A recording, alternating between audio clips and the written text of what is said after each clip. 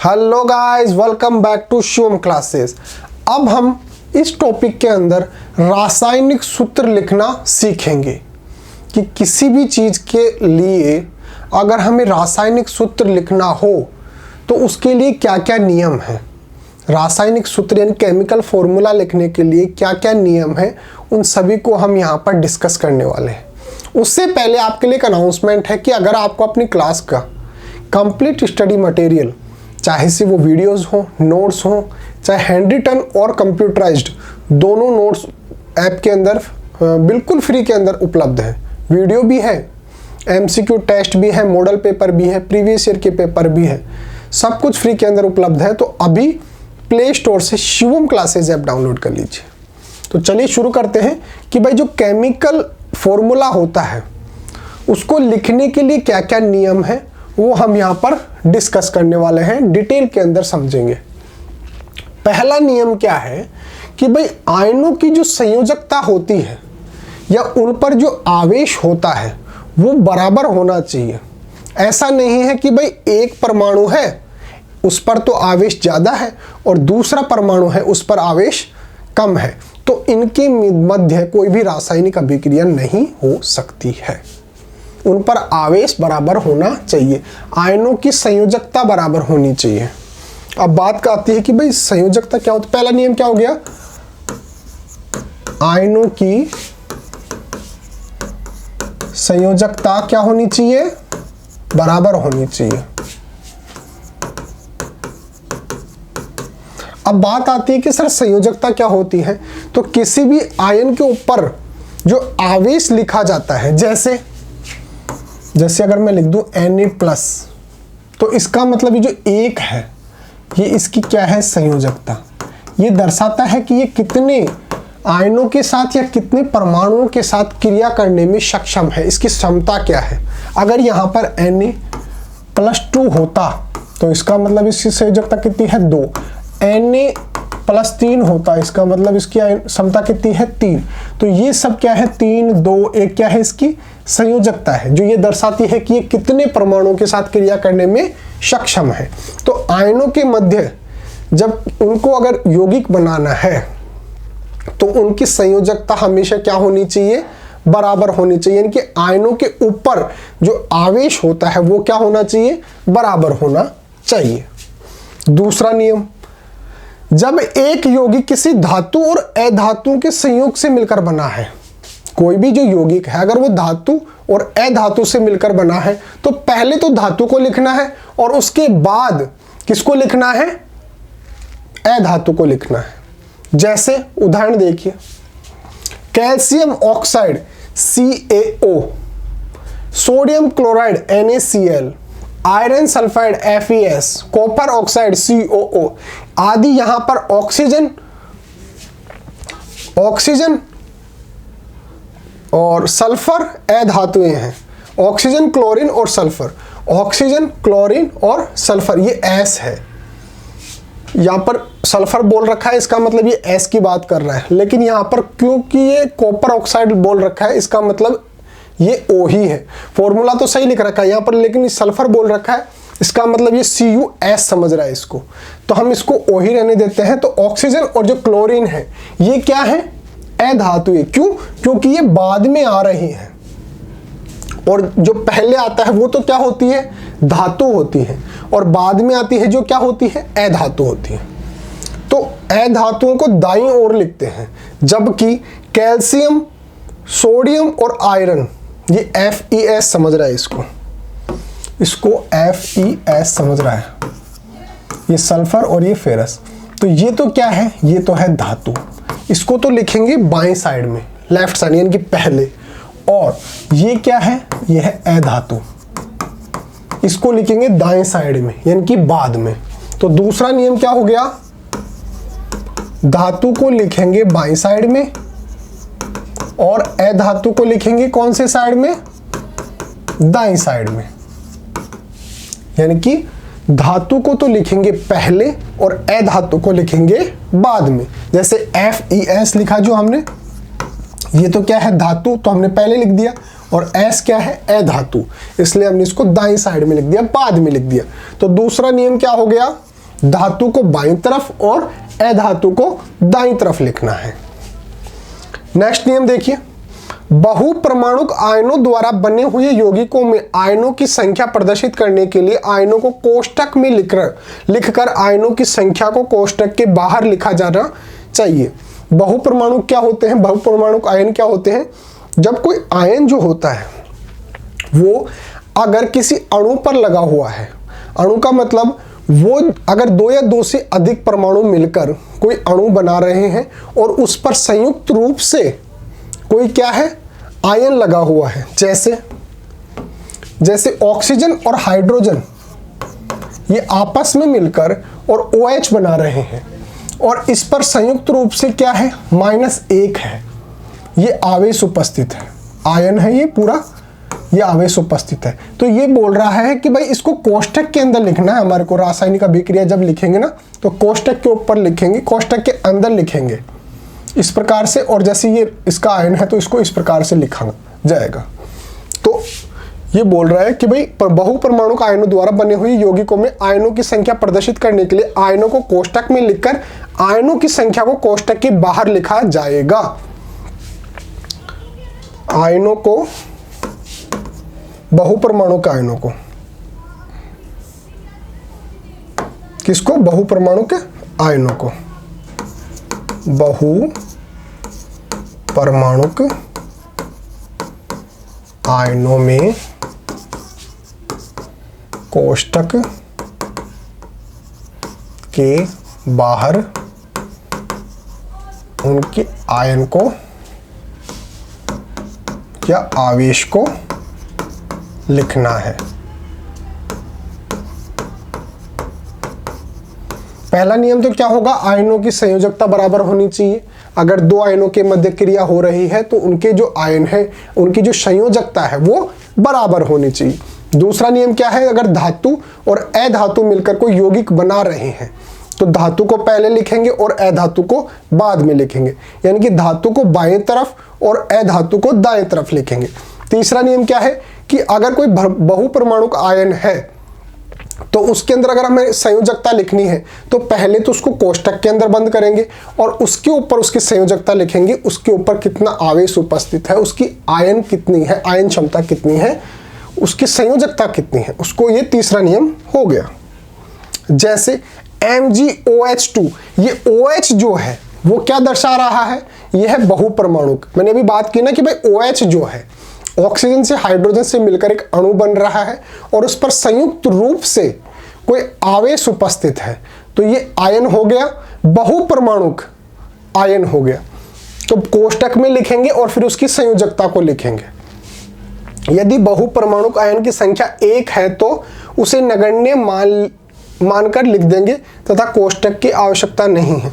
अगर कोई भी जो बहुपरमाणुक आयन है, यानी कि कोई अणु है और अगर उसकी केवल एक ही संयोजकता है, यहां पर देखिए NaOH, OH जो है यहां पर अणु है, बहुपरमाणुक आयन है, लेकिन उसके ऊपर केवल एक संयोजकता है, तो यहां पर ब्रैकेट लिखने की जरूरत नहीं है। हमको ऐसे लिखने की जरूरत नहीं है कि भाई Na और OH, इस प्रकार से लिखने की आवश्यकता नहीं है क्योंकि इसकी संयोजकता कितनी है, 1। लेकिन अगर इसकी संयोजकता 2 होती तो हम लिखेंगे NaOH और फिर इस प्रकार से 2। ठीक है, तो अगर उसकी संयोजकता 1 है तो फिर उसको लिखने की, कोष्टक में लिखने की आवश्यकता नहीं है। उदाहरण के लिए NaOH और NaCl, यहाँ पर जो उनकी जो संयोजकता है वो 1 ही है, इसलिए इनको कोष्टक में लिखने की आवश्यकता नहीं है। सरल यौगिकों के लिए सूत्र, दो अलग अलग तत्वों से बने हुए सरलतम यौगिकों को द्विअंगी यौगिक कहा जाता है।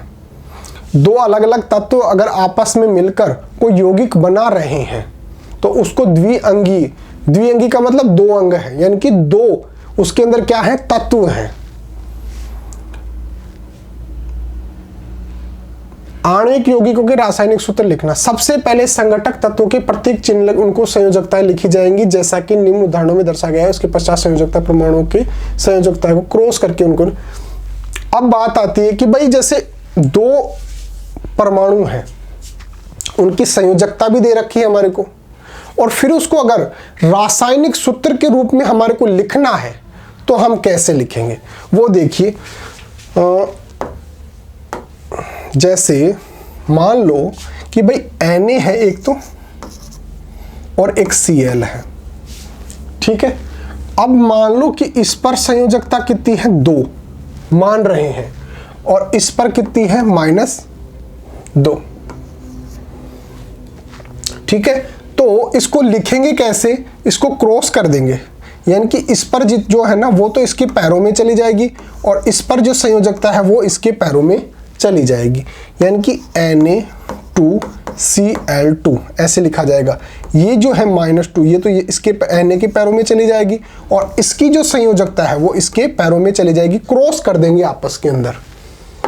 अब उदाहरण देखिए, हाइड्रोजन और क्लोराइड आपस में मिल रहे हैं, हाइड्रोजन और Cl दोनों की संयोजकताएं कितनी है 1-1 है, तो ये इसके पैरों में चला जाएगा और ये इसके पैरों में चला जाएगा, यानी कि H और पैर में 1 और Cl और पैर में 1, यानी कि A को लिखने की आवश्यकता है नहीं, तो HCl उसका सूत्र बन जाएगा, रासायनिक सूत्र बन जाएगा।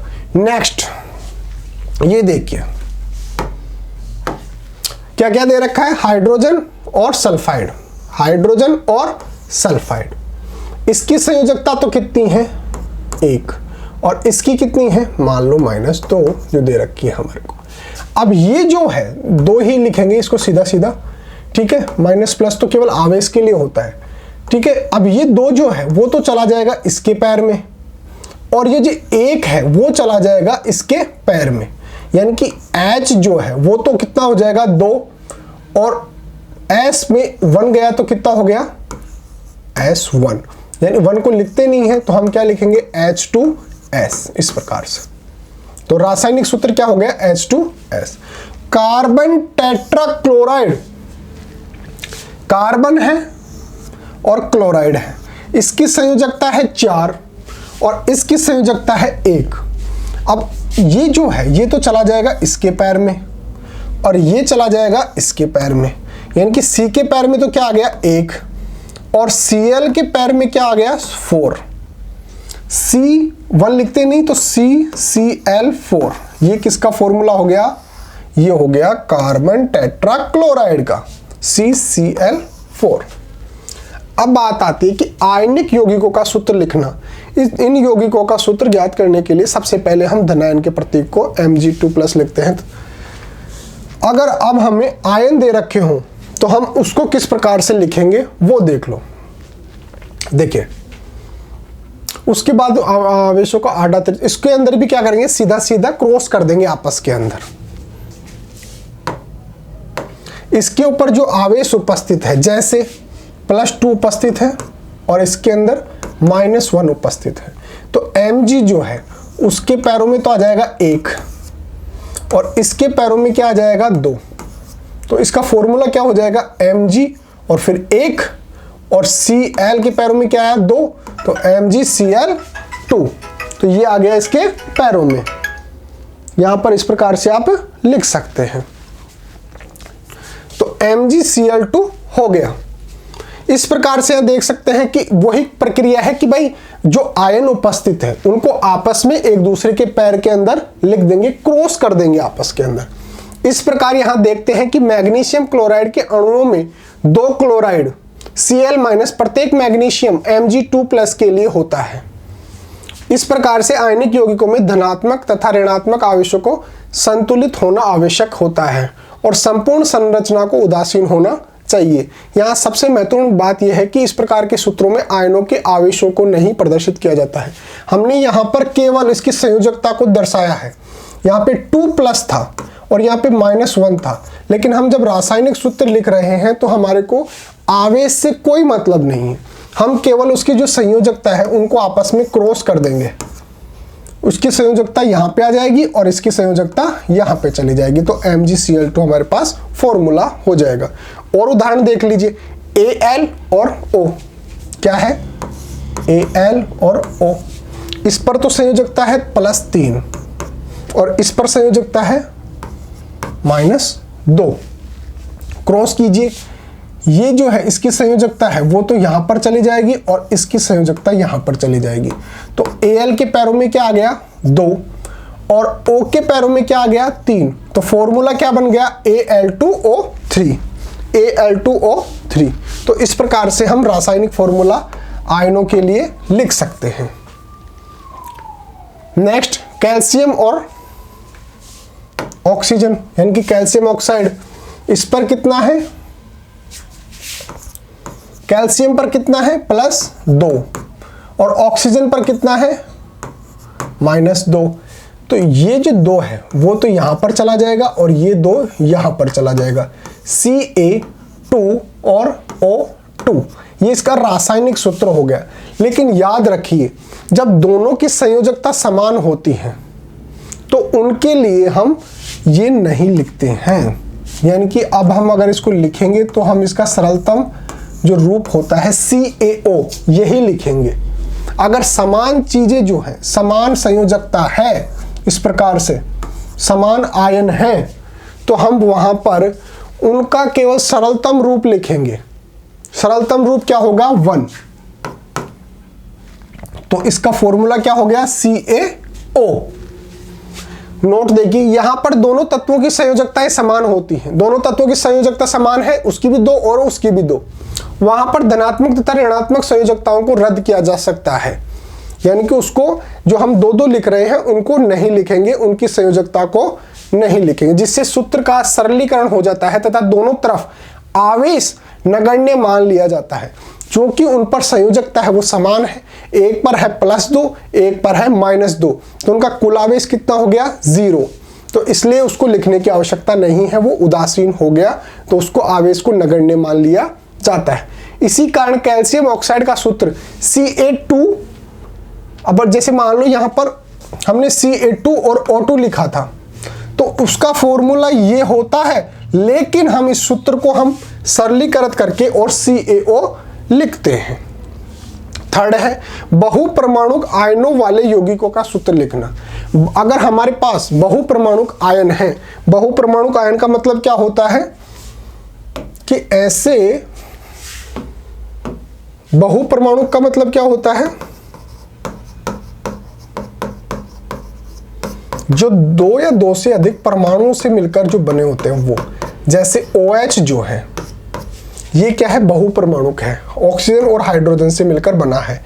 अगर हम इसकी क्रिया जैसे Na से करें, इस पर है +2 इस पर है -2, तो बहुपरमाणु के साथ किसी भी अन्य परमाणु की क्रिया किस प्रकार से होगी, उसके लिए रासायनिक सूत्र किस प्रकार से लिखेंगे वो हम यहाँ पर देखने वाले हैं। जैसे Na जो है वो है एक परमाणु, एक आयन जिस पर कितना आवेश है +1, और NO3 क्या है बहुपरमाणुक आयन है, इस पर कितना है -1, दोनों पर समान है, तो Na और फिर NO3।